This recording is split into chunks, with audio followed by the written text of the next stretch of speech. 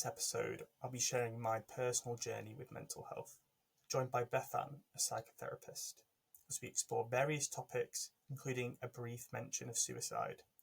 While we don't go into detail, this discussion may be sensitive for some listeners.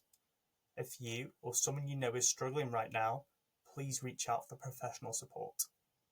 Our goal with this podcast is to create a space for open and supportive conversations around mental health. Hello everyone, and welcome to the first episode of the Your Head in Mind podcast, where we explore all aspects of mental health.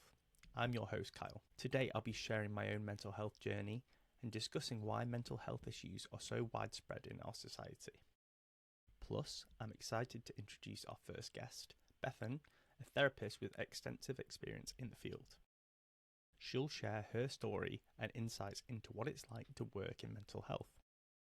By the end of this episode, you'll have both personal insights and expert advice to help you navigate your mental health journey. Whether you're just starting to explore these topics or seeking new perspectives, we're here to offer support and guidance. So let's embark on this journey together, uncover the complexities of mental health, and find hope and strength in shared experiences. I'm Kyle, and this is the Your Head in Mind podcast. Let's dive in.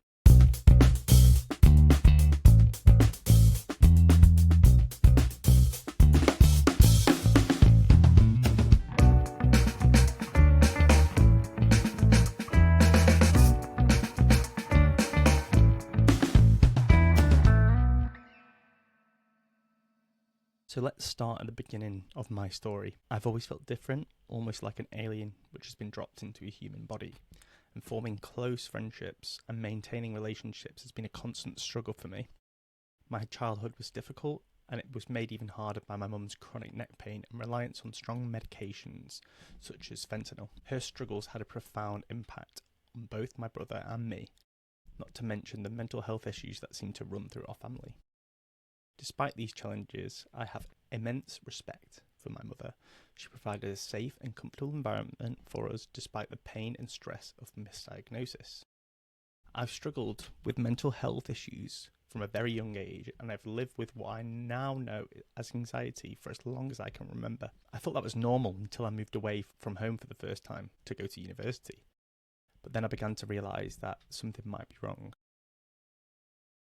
At university, I would say I was shy, anxious, and I felt out of place in social situations. And at first, alcohol felt like a lifeline which boosted my confidence, eased my anxiety, and looking back, I see I probably wasn't the nicest person during those years, and I often mirrored other people's behaviour and drank excessively, which is just so normalised in British culture. But after one night on a rugby social, a teammate saved me from choking on my own vomit whilst I was asleep. And at the time I just laughed it off. But now I realise I was using alcohol and eventually drugs to cope with my anxiety and social discomfort. This is something that I think many people can relate to. So how often do we use substances or behaviours to mask our true feelings? Think about a time when you might have done the same as me. Eventually, after spending days on end missing lectures and rotting in bed, I decided maybe something wasn't right. I referred myself to the University Counselling Service at Lancaster University.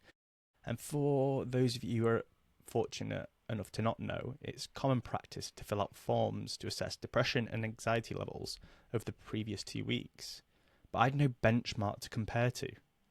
I'd always felt this way. And the counsellor was very dismissive of my concerns, and I left the meeting feeling confused. Was I really struggling, or was I just making it up? Does everyone feel like this? Several years later, after completing my master's degree in stem cell technology, I felt lost, like so many people do after leaving the structure of academia. Paralysed by indecision about what to do with my life, I decided to go on a solo trip to Southeast Asia, the classic gap year route. I was terrified of meeting strangers, but during that time I discovered something that I was really surprised about, which was I'm actually a sociable person. I made friends everywhere I went, spent time doing things I loved, and I explored different cultures. And for the first time I felt free and alive, and travelling became one of my major passions, and it gave me confidence I never knew that I had. So if I could tell my 18-year-old self that I would start a mental health platform and podcast, I would have thought I was crazy. But travelling opened my eyes to possibilities I hadn't considered before. What about you? Have you ever taken a risk that led to something life-changing? On my return to reality, the monotony of daily life set in, and I quickly got back into the rat race. I was still passionate about my career, and I managed to secure a job at the Stem Cell Research Institute at King's College London. I was extremely proud of myself. However, a combination of low pay, overstimulation and toxic work environment caused my mental health to deteriorate. I felt completely dissociated from my body. I was binge eating until I was sick, and at one point I made plans to end my life. And that's when I knew I needed to take my mental health into my own hands. So I contacted a private therapist, and although it was expensive, I saw it as an investment in myself, and I believed that I could get better. So my therapist, Max, helped me challenge my negative thoughts and rationalize them through cognitive behavioral therapy, or CBT as it's more often known. This was back in 2020 when the pandemic hit, and I moved home from London feeling that I'd been defeated, like I'd failed at life. But I continued my online therapy sessions and gradually improved by challenging my own thoughts. So I'd say that therapy can be life-changing, and for me, it definitely helped me manage and rationalise my thoughts better. However, I wouldn't say therapy alone fixed me. It requires a lot of practice, and I'm still not 100% better. I'd just like to say here that feeling sad is a natural part of our lives. And without sadness, we never truly appreciate happy moments. But it's important to recognise the difference between situational sadness and something more serious. So depression is a persistent feeling of emptiness, a lack of energy, and where even simple tasks can become daunting. It's hard to describe, but I wouldn't wish it on anyone. The hardest part is that people often don't believe you. They may call you lazy, leading you to doubt yourself and feel worthless. The pandemic was hard for everyone. There was a lack of social contact, health anxiety, loss of loved ones. But for me, it was actually one of the better times in my life for mental health. I exercised outside every day, got into daily meditation, and genuinely enjoyed spending time with my family. The next few years, I moved around for work and went through several dark moments where my mental health deteriorated. I decided to change my career to work in software development. I wanted the freedom to work wherever I wanted and to capture some of the feeling I get from backpacking every day. But I put way too much pressure on myself and held myself to impossible standards. I attended a hackathon, which is a group project where you make your own web application over several days, which was hosted at Google, which really added to the pressure because I wanted to do well. After the event, I experienced the most intense anxiety and paranoia of my life. I felt a strange sensation inside me, and the following day I had planned to go on a bar crawl with some friends. I didn't really want to go because I didn't feel right. I knew something was off, but the social pressure forced me to go. So towards the end of the night, I realised I'd hallucinated an entire conversation and situation, and then I started to panic. And my heart was racing. I had extremely vivid hallucinations. One of those included me jumping onto the tube tracks. So I clung onto one of my friends for my life.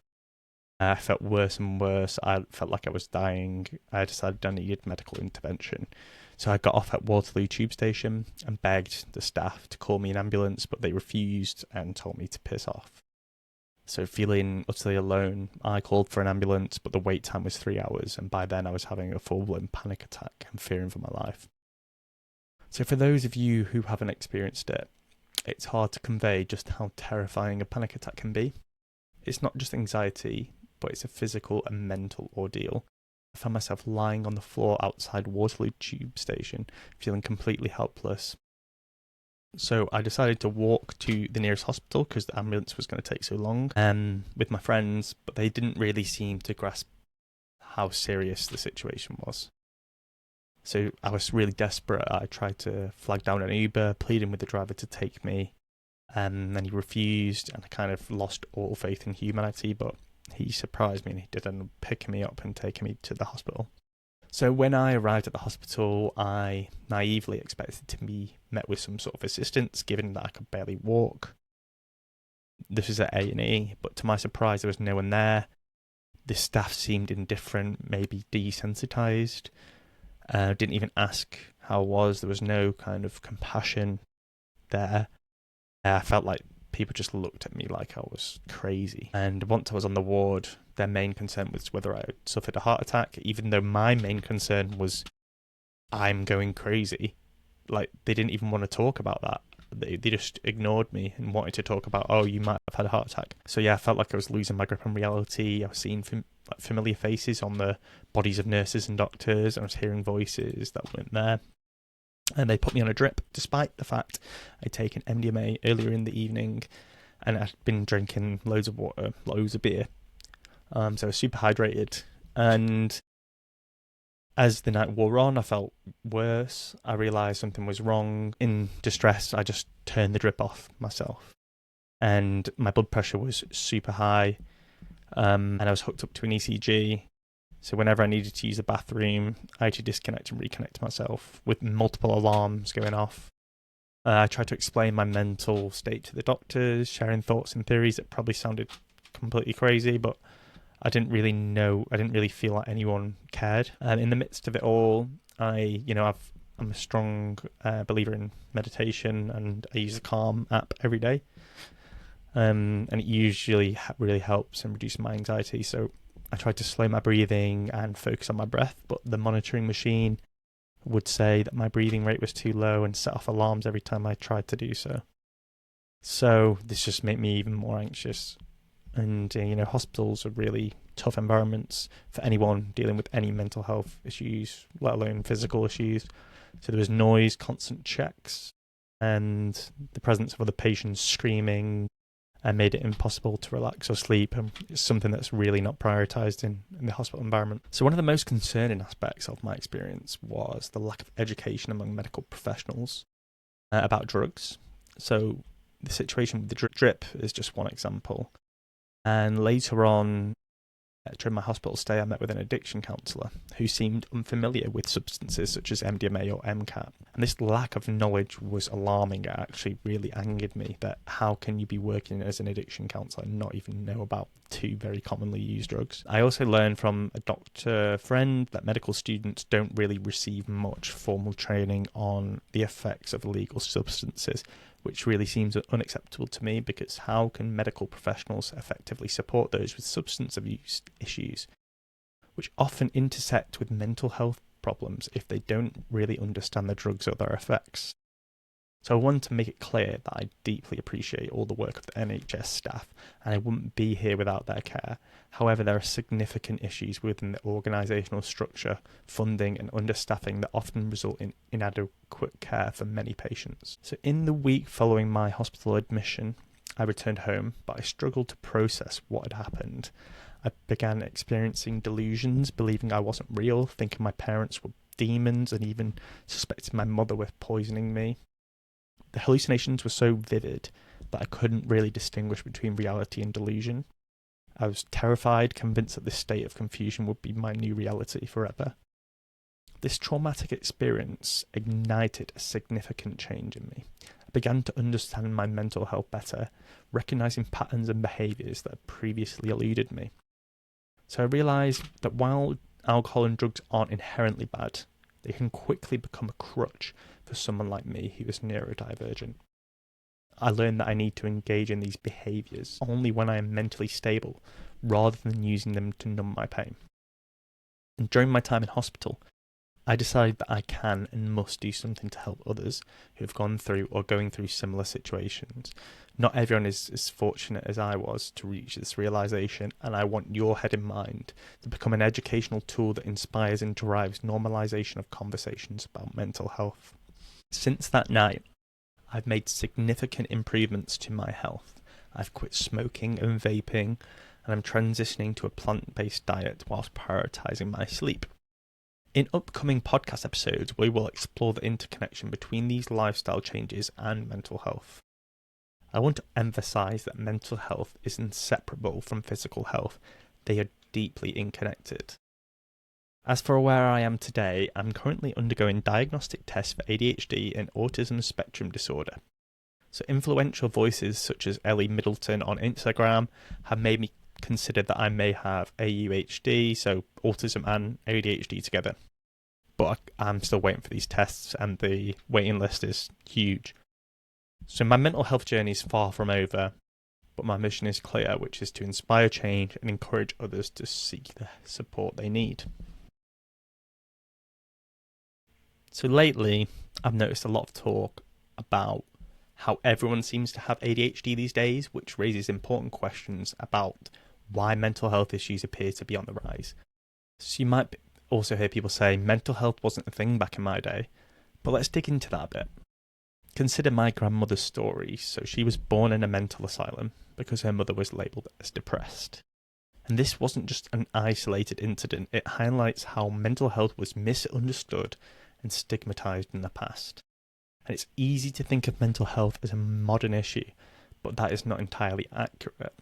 Historical evidence shows that mental health issues have always existed. What's changed is our ability to recognise and address them. Today, we have better tools for diagnosing and understanding these conditions, thanks to advancements in medical science. So while mental health discussions are more prominent now, it's not that these issues are new. They're just being seen and treated with more understanding than before. Aside from increased testing, I believe the pressures of modern day life have heightened the likelihood of developing mental health conditions. A few decades ago, work hours were more balanced, with one person often working while the other managed the household. While it's a positive step that more people are in the workforce now, the increase hasn't been matched by a reduction in work hours. This mismatch leaves many people with little time or energy for anything outside of work, resulting in high levels of stress and burnout, which is a breeding ground for deteriorating mental health. There's also the relentless message that we're not good enough. Everywhere we look, from TV ads to social media, we're bombarded with messages suggesting we need the latest product to fix something about ourselves. Take, for example, anti-aging creams. They tell us we're not adequate as we are and that we need their product to be better. This cycle of consumerism feeds into our insecurities, driving us to buy more and work harder just to keep up with these unrealistic standards. There's an evolutionary perspective to consider as well. Physically, our bodies haven't changed much since our hunter-gatherer days, but our environment and societal structures have transformed drastically. Our ancestors lived in small, close-knit communities and faced immediate, tangible threats like predators or food scarcity. Their stress responses were short-term and designed to handle acute situations. When a threat appeared, their bodies would trigger the fight or flight response, releasing a surge of adrenaline and cortisol to prepare for immediate action. Once a threat was gone, their stress levels would return to normal. Today, however, the threats we face are often more abstract and persistent. Modern life involves complex social dynamics, economic pressures, and a constant barrage of information, much of which can be stressful. Unlike the short-term immediate threats our ancestors faced, we now deal with prolonged stresses such as job insecurity, financial worries, and social media pressures. These chronic stresses keep our bodies in a state of heightened alertness for extended periods, something our physiology is not designed to handle. This mismatch between our ancient physiological responses and modern stresses can lead to chronic stress, which is harmful to both our physical and mental health. Persistent elevated levels of stress hormones, such as cortisol, can cause a range of issues, including a weakened immune system, digestive problems, and increased risk of heart disease. Mentally, it can contribute to conditions such as anxiety, depression, and burnout. Additionally, the social structures we navigate today are far more complex than that of our ancestors. In the past, social interactions were limited to a small group of familiar individuals, and social hierarchies were straightforward. Today, we interact with a vast number of people, both online and offline, and must navigate intricate social networks and hierarchies. This complexity can lead to social anxiety, feelings of inadequacy, and a constant pressure to conform to societal expectations. Furthermore, the rapid pace of technological advancements means we are constantly adapting to new ways of living and working. Our technological advancement has far exceeded the rate of our evolution. While technology has brought many benefits, it has also introduced new challenges. The constant connectivity and exposure to information can be overwhelming, leading to information overload and digital fatigue. The pressure to be constantly available and responsive can blur the boundaries between work and personal life, making it difficult to disconnect and relax. Media outlets are designed to tap into fundamental aspects of human biology, particularly our predisposition to focus on negative stimuli. This is rooted in our evolutionary past, where being attuned to threats was crucial for survival. As a result, negative news consistently gains more coverage than positive stories because it naturally grabs our attention more powerfully. Social media platforms, driven by sophisticated algorithms, exploit this same biological tendency, keeping users engaged for as long as possible. This prolonged engagement isn't just about keeping us connected, it's primarily about maximizing advertising revenue. Every second we spend scrolling translates into profit for these platforms, and in this monetized ecosystem, everything becomes a commodity: love, health, and even our emotional well-being. The more time we invest in these platforms, the more data they gather, which is then used to further refine their methods of keeping us hooked. In the end, our very emotions and interactions are commercialized, turning the most intimate aspects of our lives into profit-generating tools. In summary, while our bodies and brains are still wired for a simpler, more immediate form of existence, we are now living in a world that demands constant adaptation to complex and prolonged stresses. This disconnect is a significant factor in the rise of chronic stress and mental health issues. Understanding this evolutionary mismatch is crucial in developing strategies to manage stress and improve our overall well-being. There is also the debate of nature versus nurture.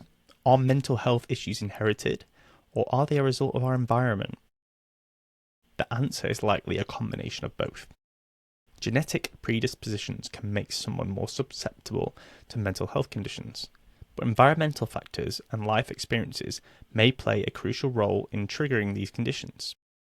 For instance, someone with a genetic predisposition to anxiety might only experience it under significant stress. This interplay between our biology and experiences shapes our mental health in complex ways. Triggers for mental health issues can vary widely. They can include major life changes, such as the loss of a loved one, job stress, or chronic illness. Trauma, whether from childhood or more recent experiences, can leave deep psychological scars. Chronic stress, whether from work, relationships, or financial pressures, can also wear down our mental resilience over time. Understanding these triggers can help in maintaining and preventing mental health crisis. Now, let's look at some statistics and research. So according to the World Health Organization, depression is one of the leading causes of disability worldwide, affecting around 280 million people. In England, 1 in 4 people will experience a mental health issue each year, and more than 700,000 people die due to suicide every year. And suicide is the leading cause of death in men under the age of 50 in the UK. So these numbers highlight just how widespread these issues are and the urgent need for effective interventions. But it's not all negative. So there's new fascinating research into ADHD, suggesting it may have been a survival benefit for our ancestors. So ADHD traits such as hyperactivity and impulsivity could have been advantageous for foraging and quick decision making in unpredictable environments. These traits were likely passed down because they were beneficial for survival. Understanding this evolutionary perspective can help reduce the stigma around ADHD and emphasize the value of neurodiversity. Furthermore, a recent clinical trial is exploring the use of psychedelics such as psilocybin in treating depression and PTSD. Early results are promising, showing significant improvements in symptoms for participants. This kind of research gives hope for new effective treatments in the future. Psychedelics, once stigmatized, are now being reconsidered for the potential therapeutic benefits, making a significant shift in mental health treatment. I actually recently signed up for a clinical trial which was using psilocybin-like compounds, but unfortunately I can't participate due to having asthma. But I'll leave some links in the description for anyone interested in participating, and please understand that there are inherent risks in taking part in a clinical trial, and the decision should not be taken lightly. In addition, there are ongoing studies into the gut-brain connection, revealing how gut health can impact mental health. Probiotics and a balanced diet are being investigated for the potential to alleviate symptoms of anxiety and depression. The gut microbiome, which consists of trillions of bacteria, plays a crucial role in our overall health, including our mental health. Improving our diet and gut health could be a key strategy in managing mental health issues. These insights and research efforts highlight that while mental health challenges are prevalent, we are making strides in understanding and addressing them. There is hope, and with continued research and open conversations, we can create a more supportive environment for everyone. By embracing both scientific advancements and personal stories, we can foster a community where mental health is openly discussed and better understood. In future podcast episodes, we will delve deeper into these topics, continuing the conversation and exploring new ways to support mental health. Remember, this journey is ongoing for all of us. By sharing our stories, we can support each other in finding strength and understanding in our struggles. Now that I've shared my own story, I'm excited to introduce Bethan, who brings a wealth of experience in helping others navigate their own mental health challenges. Hi, Bethan. Hi. Really happy to have you on the podcast today. I just wanted to start off, and reflecting on my own personal experiences and, my journey with anxiety. I'm just curious about what first drew you to mental health, and were there any moments in your own journey that mirrored the struggles that I've had? Well, I think I'm going to start with just thanking you, actually, because you just shared so openly, and that takes a lot of courage. Thank you. And that vulnerability, like you've just shown, it paves the way for others to be seen and understood, and that helps connection, and that helps get the conversation going about mental health. So I think it's really important that I start with that, and thank you for it. Thank you. So my mental health journey, I think you'll find that many therapists are drawn to mental health from personal experience, and that is me. That is my experience. And I deeply resonate with a lot of your story. Like you, I've had my own journey with mental health struggles, and for a long time I felt like I was out of sync with the rest of the world. Yeah. And I realised that I came to the conclusion, and it was in the midst of therapy, my own personal therapy, that for most of my life I'd wandered around with a big question above my head thinking, like, what was wrong with me? What's wrong with me? Like, always noticing a sense of disconnect. And I suppose through academia and therapy, both personal therapy, I came to realise that much of my experience was rooted in early trauma and patterns I was unconsciously repeating. And I suppose it's those personal experiences that led me to want to understand a lot more about human behaviour and healing on a much deeper level. So I've studied psychology, I've got a master's in psychotherapy, so I've really kind of gone to town with trying to understand and feel and heal, and for myself and for others. So it's been a bit of a winding, journey. crazy road. Yes. Yeah. Yeah, I appreciate that. Yeah, thanks for sharing. I think, being interested about how your own mind works then really influences your own work and what you want to get into. Definitely. At the end of the day, we're human. We connect socially, and we connect through understanding each other. And I think a lot of mental health struggles come about when we feel really misunderstood. And that can come from a lot of things. And it does come from a relational trauma, which is something I kind of lean towards in my therapy space. So would you say, for you, over your journey, have you found any kind of healthy coping mechanisms for yourself? How do you manage? How do I manage? Well, I think the biggest thing for me would be learning to express. One of my favourite quotes is, the opposite of depression isn't happiness, it's expression. And for me, yes, I've explored human behavior on like scientific level and through relational level through psychotherapy. And I've also explored a lot through expressive arts. So I explore through different mediums from myself, with clients, with other people around me, through art and dance and storytelling, narratives, poetry. And those are my strategies. I think there's one thing that my supervisor said to me. She said, I know when you're not coping well, like things slide when I don't create.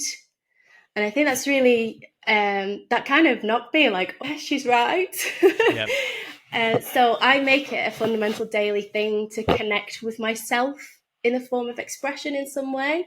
Could be journaling, could be just squiggly on a piece of paper, like doodling. Doodling has been really a big thing as well. So those for me are my strategies, and I really encourage anybody, including my clients, to do the same. Yeah, I guess, what works for one person can be different to someone else. So, it's kind of finding your own strategies to process and, process those feelings and turn them into something where you express them rather than keeping them inside. That's it. Because emotions, we all have those emotions. And when we hold them down and we suppress them, it can be like a boiling pot of water. So we've got it on high and all of those emotions are bubbling. And at some point, that lid is going to escape. It's going to boil over, isn't it? So learning ways to express all of that is a really important part of life. Yeah. Definitely. Yeah, thanks for sharing those. We'll delve into that a bit deeper at the end of the episode. But from a professional perspective, has that shaped how you practice, or has that shaped your empathy, or how you provide treatment to clients, for example? Goodness me, yes. I think learning how to have empathy, and I think all of us can feel empathy, but understanding what that really means is a journey of its own. I think, when someone comes to us, and I'm going off on a bit of a tangent here, sorry. When someone comes to us and they're saying they're struggling, I think one of the immediate instincts is to go into problem solving, and what that does is actually can be quite invalidating. And in what we need to do in those situations is to kind of just be with them and validate them for where they're at instead of trying to problem solve, because when we problem solve, it takes away their power of doing it themselves. And that is the importance of therapy as well. We're there alongside them. Anyway, I don't know why I went off on there. No, I do agree with that, though, because I think that there is a big thing, I guess, with empathy in your job. If you took on the empathy, I guess, too much for every single person, you'd probably end up feeling miserable yourself. So I guess you're having to balance between listening to people's issues without completely relating to them. If you get what I mean, without taking it on as your own personal thing. Well, that's it. My job is high in emotional labor. So for myself, the thing is, when you're there with a client, you have to be solely there for them. I have to create self-care outside of the room, because in the room, I will always be there emotionally. But on a friendship, general level outside of the room, that's where I kind of like monitor those boundaries a lot more. In regards to your question about empathy in general and how it's kind of influenced my job and my personal and professional experiences and how it's shaped it, a lot of the people that I work with had experienced relational trauma. I kind of gravitate towards that because that's a lot of my own experience. So relational trauma, it's deeply complex, and it impacts us on such a profound level, touching and distorting our core beliefs around love, around worth, around safety, and more. And that can lead to mental health struggles such as anxiety, such as depression. And having navigated my own experiences, both professionally and personally, I feel like that's cultivated a lot of empathy, where I can sit with people knowing where they're at And obviously every person is different. And I'm not saying that my experience and my feelings is exactly like somebody else's, because that's not the case. But it does help shape my empathy. A lot of this was actually further shaped with my research. So my research was about post-traumatic growth and healing after intimate partner violence, and exploring that through expressive arts, which kind of leads me onto what is really, really significant, like a significant moment, if you will, of my journey that shaped my empathy and that approach to working with people is I was one of my professors during my psychotherapy training. We were discussing about personal development and my life in the professional and the personal, and she said to me, "Can I send you something?" I was like, yeah, sure. I didn't think anything of it. And I was driving my car and I got an email and I thought, oh, I'll listen to this audio recording that she sent me. And I was driving my car and I realized I had to stop, and I pulled over on the side of the road and I sat there for a whole hour, just having this huge emotional wave. I was sobbing, I felt angry, I felt relief. And what she'd sent me was an old folks' tale, Sealskin, Soulskin. Now, if anybody's heard of it, they'll probably tell you how beautiful it is. But it is about relational dynamics, and you can take what from you will. But the significance of it was that this person saw me. She completely saw me. And I think what I was feeling seen and heard and understood for probably the first time in my life. And that, through the importance of sharing a story, that's a part of expression, it completely changed my approach to myself, therapy, healing, and growth. And that's what I try to do in the room now with clients. Yeah, because that impact on you, you're trying to have that impact, on other people as well. Yes, definitely. So from that experience, my aim with every single person would be to establish a level of presence and connection that allows people to feel wholly seen and accepted. And the empathy is a huge part of that. So what I like to do, and what is quite common for therapists who practice in the same way that I do, is that we reach into our existential touchstones. I'm not sure if you've come about that before, but I kind of imagine it like we all go through life with a big backpack on.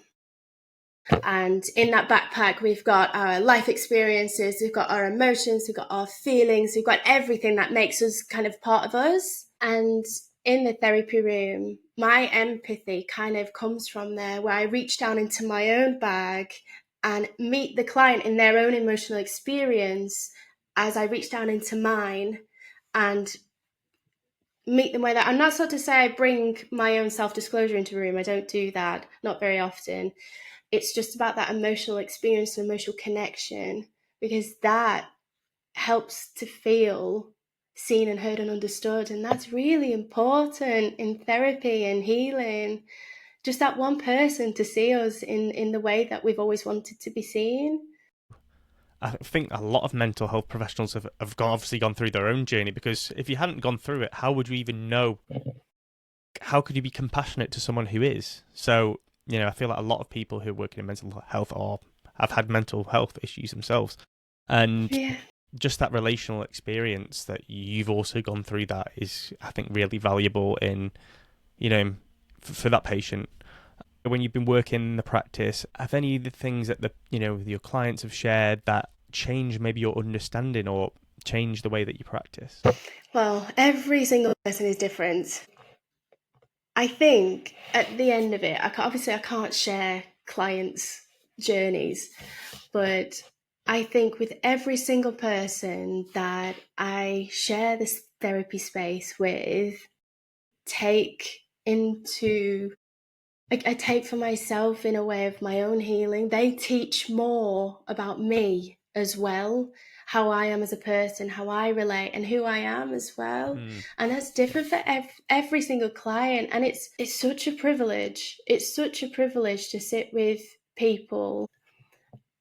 I think I kind of have a sense of reverence, like a lot of respect for people to show up for themselves in that therapy room and open themselves to a connection with a stranger. So yeah, I do take a lot from every client, and they all mean a lot to me. That's good. Yeah, it's good to know you care that much, and you know, Yeah, you don't want, of yeah, otherwise, course. like, you think, why am I here? I guess, like, a lot of people think, oh, I don't need therapy. Therapy, I mean, you know, I think I discussed this earlier, which was there's such long waiting times for, you know, therapy on the NHS.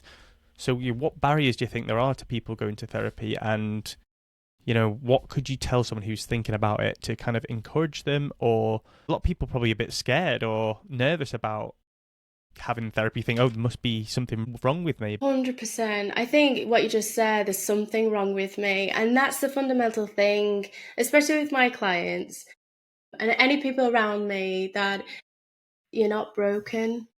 And therapy is with the mental health stigma, isn't it? Yeah, yeah. It's that idea that, it's a misconception that mental health challenges are a sign of weakness or failure. And it's scary. Like, oh my gosh, how do I speak to somebody who is a complete stranger about all of my problems, all of the things that I've never told anybody, the things that scare me, the things that really, like, exploring anger, that's a huge thing for a lot of people. And so what would I say to people? Yes, there's a long waiting list on the NHS.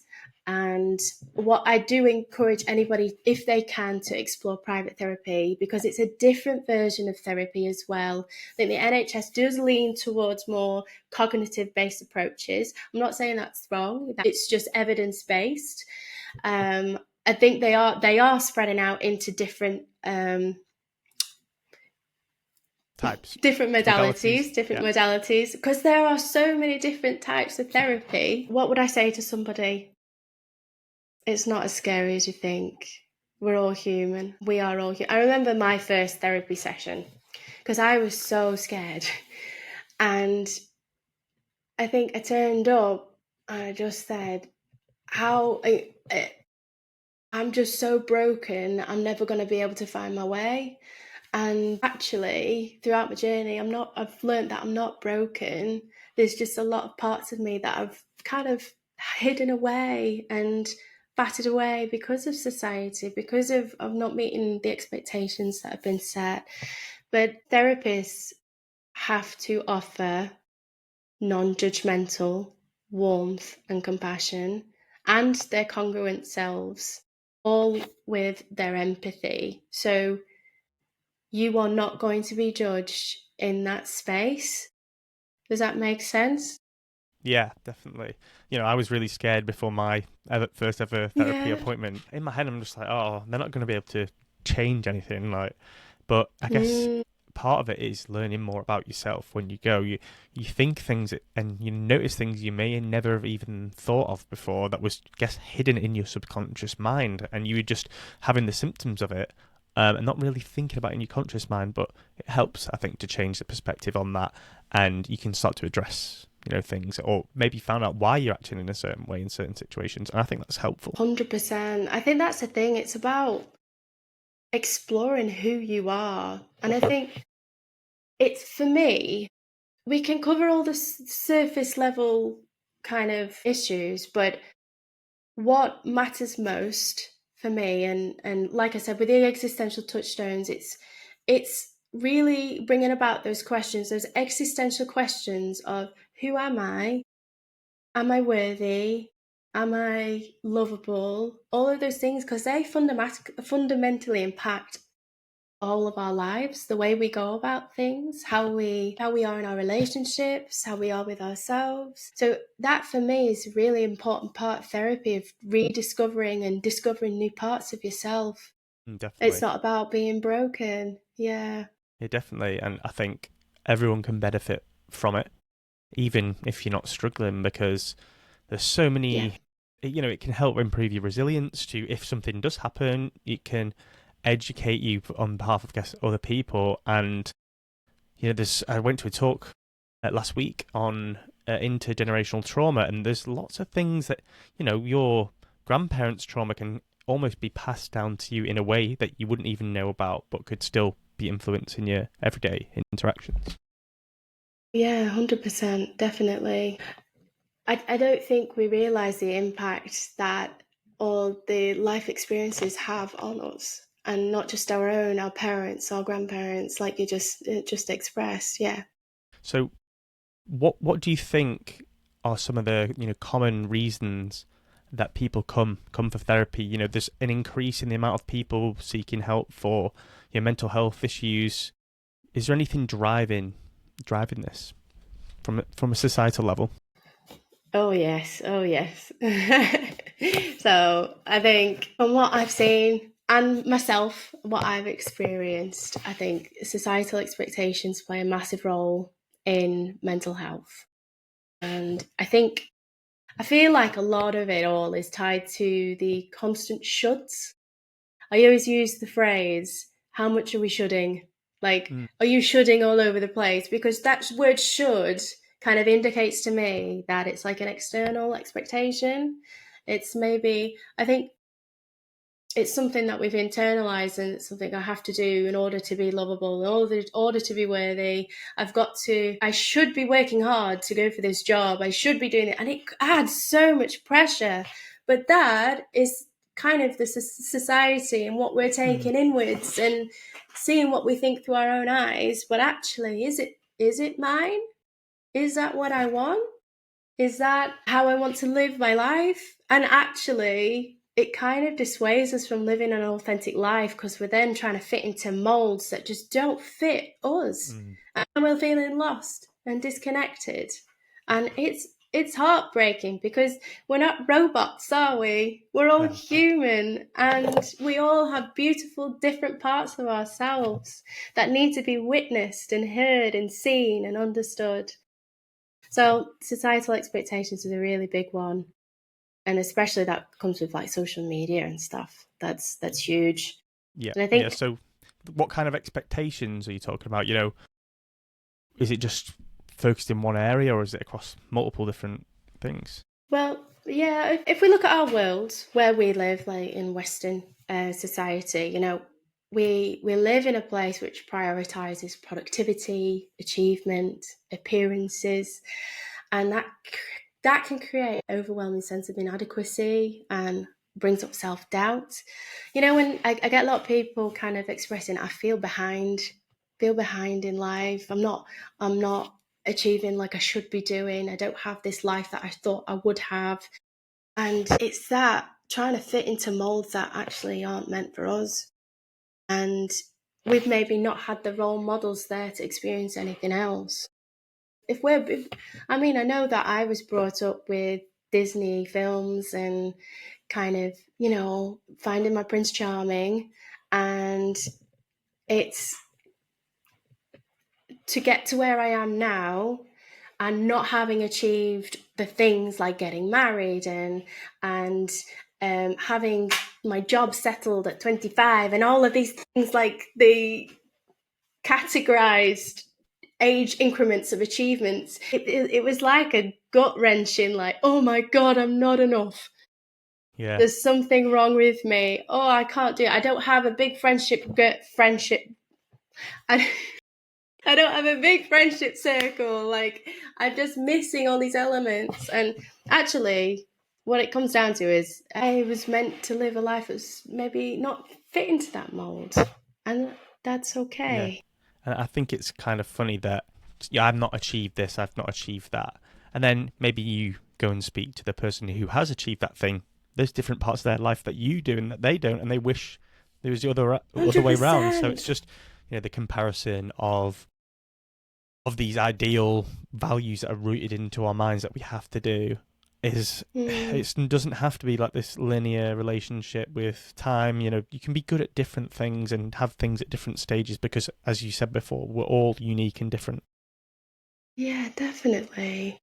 Yeah, I think there's also that overwhelming fear of judgment. When we can't meet those expectations of whatever it is in life, we internalize it as a personal failing. That itself creates shame, and shame is it's like a heavy blanket for me anyway. It can feel like a really, really heavy fog on my shoulders that's really, really pushes down. And and if you factor in trauma, unresolved emotional pain, relational wounds, they exacerbate all of this by telling us we're not worthy, we're not safe. And it's just a kind of all compounding message on the top that heightens feelings of isolation, inadequacy, and anxiety about not meeting certain standards. It feels impossible, it feels heartbreaking, and especially for the younger generation now with Yeah, social definitely. media and Yeah, yeah, just the whole definitely. comparison element. You know, I'm super guilty Mm. of the whole comparison thing. I guess if people looked at me and they're like, "Oh, he's successful, does all these things," but I moved back home around a year and a bit ago, and sometimes in the back of my mind, I'm thinking, "What am I doing? I'm still living at home. All my friends are like doing their own thing, and I enjoy holidays, go on a lot of holidays." But other people, on Instagram will see me on holiday and think, "Oh, wow, he just goes on holiday." But whereas in the rest of the time, I'm not really doing anything. So it's always just the highlights of your life that are published, isn't it? Same. And I'm guilty of it too. I was kind of looking at my social media feed on Instagram not too long ago. I was looking back and thinking, it's all a performance. So I'm guilty of it. And I compare my life as well when you sat around. And I put a reel up the other day of me sat on the sofa, like, come on, let's be honest. We're all sat like this half the time, just like slobbing around. And it's true, like for me anyway. I think for me, I want to start showing up in those real raw moments because we all have them and it's real. It's just very, very scary to show that on such a public stage. Yeah, definitely. Uh, Yeah, where it's obviously everything's designed to be this perfect view because that's something that attracts attention. So yeah, yeah, that's why yeah. it's I mean, this feedback loop. I completely resonate with what you said about like, from the outside, I look like I've achieved a lot. But Mm. actually, I was a really high level swimmer back in the day. But actually, the mental health struggles I was facing back then is something that it was awful. It was awful because of the environment I was in, and I didn't know who to talk to about it. And I looked through my life as well. Like several years ago, I was putting on photos and blah blah blah, but I was actually homeless. So it felt like a complete disconnect from reality and this performance. When I say to people, yeah, I was homeless for about 5 months. I actually lived in a van, and that sounds wonderful for a lot of people. But when you're living in Preston in a van with a small child, it's a bit different. Definitely. um, and when I say that to people, they go, they don't believe you. Yeah, They yeah. wouldn't believe you because you don't share it at the Mm, time. But it's when you're ready to share and if you're comfortable to definitely, share it. definitely. And one thing I think is important is sometimes you have these thoughts. Sometimes I even have intrusive thoughts, and they can be about the most like it could be crash my car into a tree, something like that. But it's the same, I guess, when you have comparisons to others. It's like as long as you can then kind of rationalize it, like, okay, now I'm comparing, or I don't know the full story, and when you kind of can recognize that and then apply it, it helps you to just not completely associate with the thought and kind of in a way just be separate from it and think, okay, I'm thinking that, but it doesn't mean it's true. That's true, yeah, and that's a really good point you've just brought up. Is that our thoughts aren't true. We actually get we can cultivate the power to choose of what our thoughts are kind of saying, and our thoughts are not ourselves. So we all get intrusive thoughts, me included. It's a very normal thing, and it doesn't make you a bad person. for having those intrusive thoughts. It's just the process that happens after it. Yeah. Does that make sense? Yeah, because you're just making yourself feel worse about things that you haven't even done. So that's it. Yeah, definitely. Yeah, so in my personal experience, I've had some lifestyle changes, to improve my, stress management and stuff like that. And so in our fast-paced world, do you have any personal strategies to deal with stress, or, have you noticed any new trends in managing stress or managing, anxiety? I kind of alluded to something before about expression. I think that's a really big thing for me. And I think I'm a firm believer in the power of small intentional changes to manage life. Like having a big transformational overhaul isn't necessarily the answer, because it's sometimes unsustainable. And I suppose those intentional changes, the small intentional changes for me, are those that bring us back to a place of play and self-expression. So for me personally, I reconnect with myself through expressive arts, and that's been transformative. And I noticed that some other people that you may have on the podcast will have the same experience. And it is really, really important part of healing. I won't say to every single client, come on, let's do mindfulness meditation, let's do X, Y, Z, because it might not resonate with people.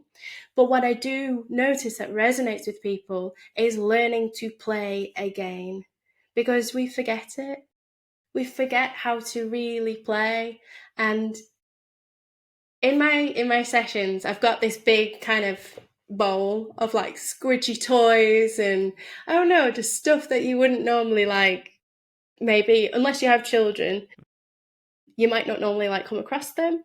But I kind of always if you want one, you can just choose one and just see how that feels. And it's always like a but it helps to kind of play and definitely. it bring out that inner child.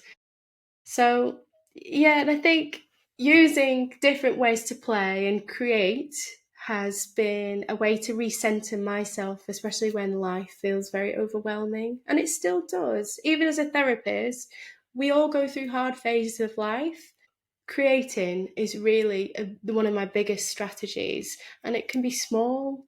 I dance every single week, and that releases energy, it moves my body, and that act of shaking and moving can really move things around. And if you think about it, emotion can be seen as energy in motion.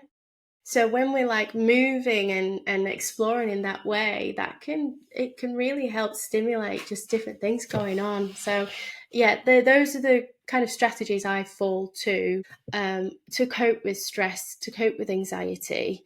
And I notice when I don't do it. And like I said, my supervisor, she pointed it out to me as well. So it's like, yeah, that's my self-care. Yeah, definitely. Yeah. I really agree with you on the dancing aspect as well. I just created a post of even a scientific study which was showing, dance and expression is really powerful because you're just expressing yourself, you're in the moment, you're not really thinking about anything else either. So it's really powerful, I think. It is. And I think the one thing that needs to be kind of highlighted here is that we're not just creating to create a product. It's not about the performance. Otherwise, we're just going to hang it into all the social media. When we create and when we express, it's literally that process. It's the process of exploring. And it's not like, right, I'm going to do a fully curated dance and this is it. Yeah, we can explore in that, but it's literally just feeling every movement and just where is my body in this time and space? How does it feel? Where is my heart? Where is my mind? Just being and not doing. And that's it. It's shifting that productivity to the focus of being in that present moment. And that helps anxiety. It helps shifting, from that anxious mind, which is often in the future, or overthinking about things that have happened in the past, and obviously a lot more than that, but just to become in here, right here, this is who I am right now. And that's a really important part, a more important part of mental health and being human. As you mentioned, small little actions kind of add up. So it's only kind of recently that, I've realized I'm constantly thinking about something, whether it's the past, the future, or literally anything. But now I've kind of got to the point, I actually put it into a little habit tracker, which is kind of like come back to, the present moment. So it's almost like in meditation, when you return to the breath, I kind of try to return to my, physical body sensations. I've started to notice every time I'm thinking, okay, let's focus on what I'm doing right now. Otherwise, I'm just going to be stressed. Yeah, I think that's a big thing, isn't it? Just returning back to the present. And it can be hard to do because, like yourself, I resonate with that. With I've got a very, very active mind. It's constantly going.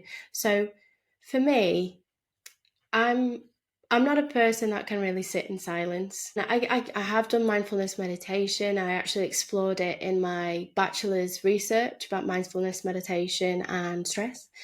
And I was kind of all about heart rate variability about 10 years ago. But what I noticed that I really struggled with it. And my form of meditation is movement.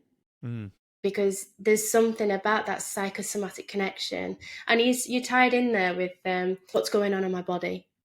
And that's a really key element of learning to feel. So what I notice, especially with working with people, is that we've got all these narratives, and they're going on and it kind of repeats and repeats. And I'm like, okay, hold on. What does that feel like in your body? And it's always a question like, whoa, what do you mean? So learning to reconnect with the body and like, where am I feeling a certain feeling? Like, for example, if I'm feeling angry, I've noticed that I get shooting pains in my shoulders and in my wrists. So if I tune into that, it tells me that, okay, I'm feeling angry and maybe a boundary's been violated here. And it just helps me just kind of present myself, and it allows me to feel a bit more. I mean, obviously, I'm going into feeling and emotions there, but that is also important, really, in grounding ourselves in the present without rolling off in our own narratives in our minds. Definitely agree with that. It's so easy to just get caught up with thoughts and not really pay attention, to physical sensations that come with them. Yeah. So, moving on to the whole stigma that surrounds mental health, much better than it used to be, but it still is a huge, huge issue. So how can we make people more comfortable in sharing their mental health stories? I think one way to address stigma is through normalizing conversations around mental health, just like you're doing, like sharing our stories, meeting people where they're at, not problem solving, but being with. And I think even outside of being a therapist, I really try and hone down that needing support is not only normal, but it's profoundly brave. So having these conversations, encouraging dialogue at all levels, from schools to workplaces to families, can help make these conversations less daunting. I think, like we've explored, that we're human, we thrive on connection, we thrive on understanding each other, and when we're not showing our full selves, not saying that we have to do that all the time, because that's quite a lot to hold yourself as a person in doing that. But if we can offer our vulnerable self and invites other people to do the same, and that creates beautiful spaces to connect, and that helps to destigmatize. I openly share the things that maybe I've been through, not in the therapy room, because that's not where it's useful, but outside in the world, just to help encourage people. Like, mental health it's so important, and those struggles, maybe we're experiencing depression, anxiety, suicidality, because that is a big thing that is coming up more and more. What I'm noticing in the area of Preston specifically, is that we need to talk about it. I think it really is important to share, but there's a recently popularized term which is trauma dumping. So I think in some cases people don't really want to hear anything. So what was your opinion on trauma dumping? Trauma dumping. I think I understand it, but I think this is where we ask for consent. So I'm struggling here. Are you open to listening? And that invites, it kind of bridges the gap between us and them and invites dialogue. But if someone says, no, I just don't have the space or the capacity for that right now, that means that, okay, it's not the time to share, and maybe you can go to somebody else, or i.e. go to a therapist, because we're there for that. We're there to hear it all. And also, we're going to respond compassionately. We're not going to judge. We're going to offer warmth and unconditional positive regard. So, yeah. I think there's different sides to it. You know, if I was just to bump into a stranger and start spieling off everything that's ever happened to me, I think that's a bit too far. Yeah, it's about, there's boundaries in it. There's definitely boundaries. But, you know, I've had friends message me saying, I'm sorry for trauma dumping. I was like, you're not trauma dumping at all. You're sharing with me your expressions. They're just scared to share it because I feel like there is still stigma about it. They don't want to share because they're like, oh, I don't want to make them feel uncomfortable. But I don't think it should be like that. No, and you're so right, Kyle. We're afraid of judgment. We're afraid of being too much for somebody else. And that kind of really reinforces those beliefs of, oh my gosh, I'm not worthy, I'm not lovable, I'm not this, I'm not that.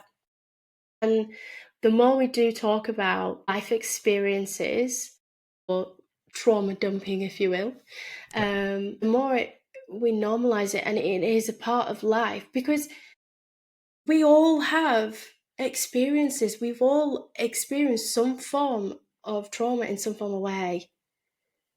And to not share that, to not connect with that, it feels like a real something huge that we're missing out on as a connected community, if you will. Does that make sense? You know, if you're not willing to listen to, you know, people's bad times, and you only want the good, you know, that's not realistic, and that's not reflective of everyone. That's not reflective of no individual is perfect. Yeah, everybody has, you know, flaws, but it's learning to, I guess, love and appreciate that those happen and work through them, and, you know, having these open conversations about, you know, your insecurities, you know, whatever's happened to you in the past is really important, because that also fosters deep connection with others.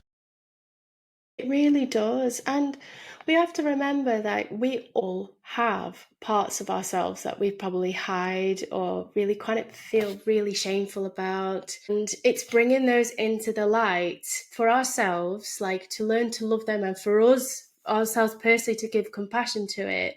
And once we kind of, they're there, but it also invites other people to do the same. And it reduces shame, because there's a lot of power in those shadow sides and hidden parts of ourselves. Definitely. So I would just like to ask you if you have any, you know, last words of, you know, encouragement or positivity for some of our listeners who might be going through their own mental health problems right now, or, you know, they know someone that is. I think for anyone starting their journey is to remember that you're not alone. You're not alone, and healing, growth, going through the journey that you may be going on, none of it is linear. None of it. Even as a therapist myself, like I said, we go through hard phases in life. We go through periods where we feel overwhelmed and we feel like we go 10 steps backwards in the same way. That doesn't mean progress or movement is not being achieved. I think every step, no matter small, is something, and it needs to be celebrated. So don't be disheartened. I think also when you start to embrace those parts that you might have hidden away or judged, they're often the ones that hold the key to understanding and healing, like we just kind of discussed there. So be patient and be gentle with yourself.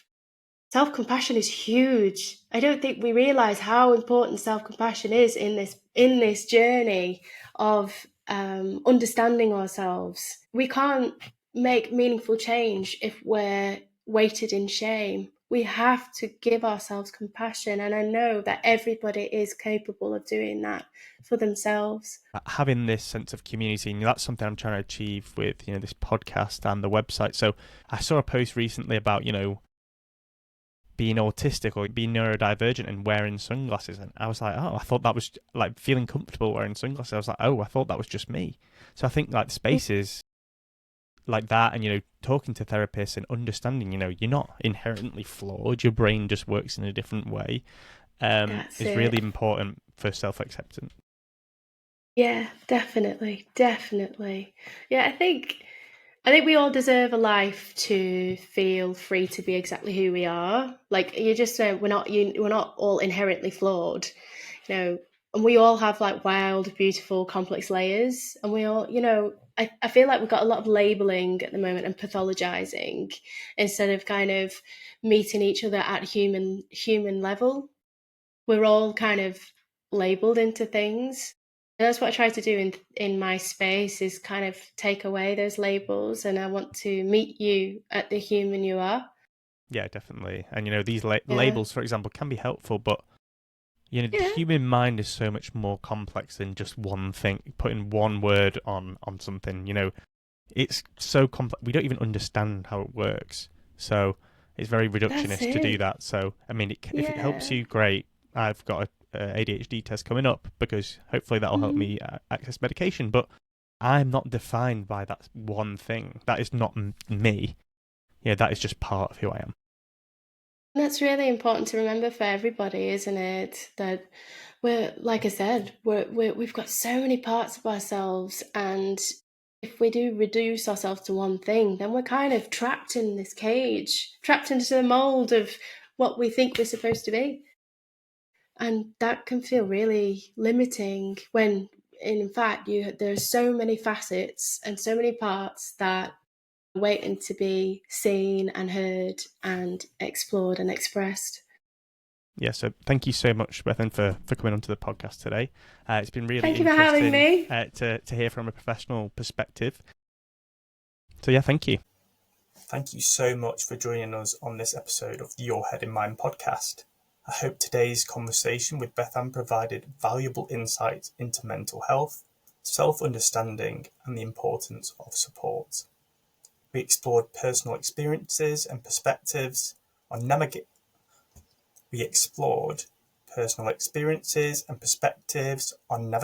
mental health challenges with a focus on fostering compassion and open dialogue. If you or someone you know is experiencing mental health challenges, remember that support is available, and reaching out can be the first step towards positive change. Connection and understanding are vital for building resilience. If you enjoyed this episode, don't forget to subscribe, leave a review, and share it with someone who might benefit from these insights. You can follow us on social media or visit our website to stay updated on upcoming episodes as we continue exploring mental health from every angle. For more information on Bethan's work and some of the things we talked about on today's episode, check the episode description. I'm Kyle, and until next time, take care and keep your head in mind.